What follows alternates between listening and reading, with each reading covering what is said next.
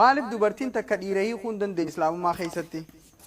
Waa'ee hiikaa laalchisee hiikaa tana bal'inaan bakka shan qooduu dandeessa. Tokkoffaan waliigaltee jaarsaa fi jaartiitiin. Lammaffaan murtii fi fedhinnaa jaarsaatiin. Sadaffaan hoggaa nikaa ni godhamu mirga aqdii nikaa keessa jiru suduudaan jaarsaaf kennama. Maaliif akka ta'e siif hin ibsa. Garuu aqdii nikaa san keessatti dubartiin takka waan barbaadde jechuu dandeessi. Sun quraana keessatti dhorkaan qabu. Yoo feete jaarsi kiyya lammaffaan irra fuudhuu hin hayyamu jechuu dandeessi. Aqdii san keessatti jechuu. Maaliif jennaan islaamummaa keessatti jaartii lammaffaa fuudhuun dirqamaa miti. Yoo wanni isiin jettu isaaf tahee fuudhe rakkoon hin jirtu. Yoo achirratti waliin galle isiinis nama biraan laallatti inninis nama biraan laallata. Garuu isiin gaafa heerumtu san aqdii san keessatti osoo lubbuun jiru jaarsa lammaffaan irra fuudhuu hin danda'u jechuu dandeessi. She finds the new boy and he finds the new girl. But she can put the clause that garuu waan quraana faalleessu jechuu hin dandeessu. Fakkeenyaaf hin salaatu jechuu hin dandeessu.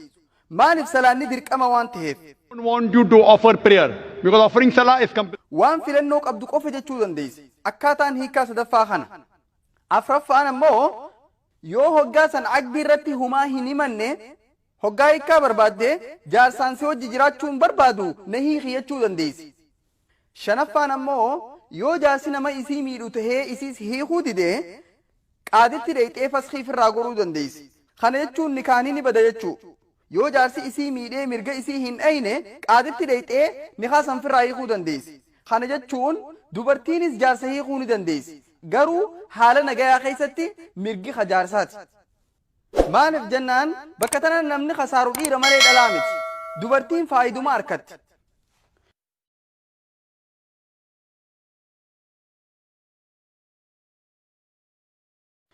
Yoo haasawa kiyya kaniin sabtii dabarte godhe kana dhaggeeffattee haasawa san keessatti mirgi dhalaa islaamummaa keessatti cunqurfamtuu taatuu tiifamtuu taatuu yeroo hunda gama waa harkattu jirti. Quraanni wanni jedhu suuratun nisaa aayata 4 irratti dubartii takka hoggaa fuutan kennaa maarii kennaa fiija. Fuudha keessatti jaarsaatu jaartii isaatiif kennaa akka maarii faa kenna jechuu. Maariin hanga fedhe ta'uu danda'a. Mee yaadi osoo isiin hin heerumin dura dirqamni abbaa yookiin obboleessa isiitii irra jira. Eegee heerumte boodaas masruufni dirqama jaarsaati yookiin ilmasiiti. Osoo hin heerumne dura isii masruufuun maatii isii irra jirti. Yoo maatiin hin jirre hawaasaatu isii masruufu. Yoo hawaasni isiin gargaarre mootummaa islaamaatu isii gargaaruu qaba. Saniifuu isii yeroo hunda masruufaaf hin yaaddoytu jechuudha. Yoo hiikamtu taate jaarsi maarii dhaba. Jaartiinoo numa harkatti malee hin dhabdu. Ammas carraa deebitee heerumuu qabdi. Hoggaa lammadee heerumtuus haareetti maarii harkatti. Jaarsinis yoo jaartii biraa fuudhu ta'e haareetti maarii kennuufii qaba.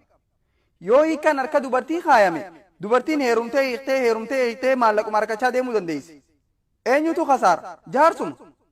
Saniifuu rabbiin asitti kunoo dhiiraafis mirga isaa eegi. Kanaaf mirgi dhiiraaf kenname asitti.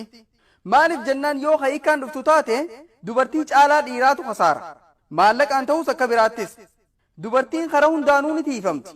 Maatiidhaan, hawaasaan, mootummaadhaan dhiirti garuu kana hunda harkattu. Sababaa kanaaf rabbiin dhiiraafis mirga kenne. Akkasuma waliin dubartiinis yoo barbaadde aqdii nikaa keessatti himachuu dandeessi. Yoo waan akkanaa naaf hin goone ofirraa hiikuu hin danda'a jechuu dandeessi. Yookiin jaarsaanis na hiiki jechuu ni dandeessi.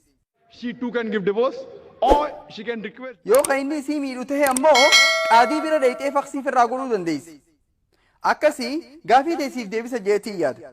Eenaa deebistee galatoon.